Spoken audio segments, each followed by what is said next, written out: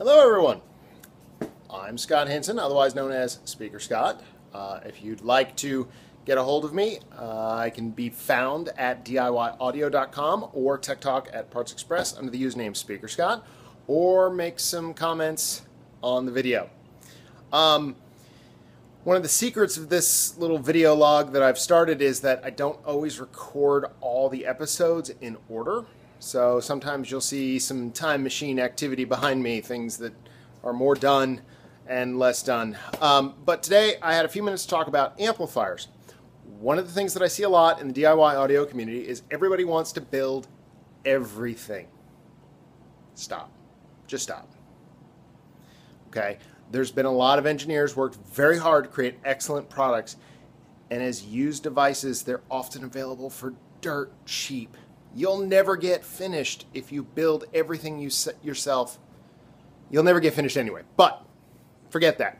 So I want to talk a little bit about amplifiers. I buy used, vintage, hi-fi amplifiers all the time for pennies on the dollar. Even if you look at making your own printed circuit boards, by the time you buy heat sinks, by the time you machine them, cases, it doesn't make sense, all right? There's a lot of excellent products available out there. For instance, this one. Did you see it? All right, so I will admit, I have an unhealthy emotional attachment to a couple of amplifier brands.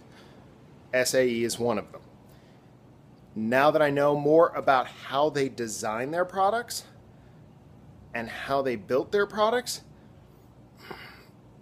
there's some things that you need to know, all right? Traditionally, they don't handle 4-ohm loads well. One set of speakers only.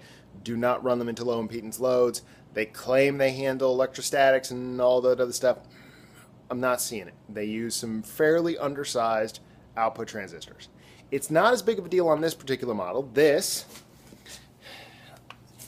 is the 3100, okay? It's a 50 watt per channel unit, and it had quite a few things that drew me to it. First off is the cool Knight Rider VU meter. Secondly, it's got an excellent transformer, okay? Look here, you can see, very large toroidal unit. This is a 50 watt per channel amplifier with a very large transformer, okay? Things I don't like about it. Heat sinking is a little light, all right? Even at 50 watts per channel, these devices, these TO3 devices, you can see here, not very well doesn't have a lot of heat sinking to it. They're going to run a little bit warm. Okay. The other thing you got to watch out for with used units is the condition. I bought this knowing it's not working. I will be running through some basic debug steps with you guys to see what we can do to get this thing working again. My first clue that something seriously was wrong was that the fuse holder has been replaced by a set length of 16 gauge speaker cord here. It's supposed to be a 2.5 amp slow blow unit. That's a bad sign. Okay, as long as this is good, as long as there's no burnt out traces,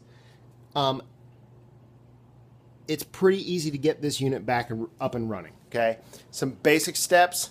We'll go through measuring all the components, checking to see what's open circuit, short circuit, that should be something else. Look for burned out components, things like that. But that'll be a future video. All right, have a good day. Bye.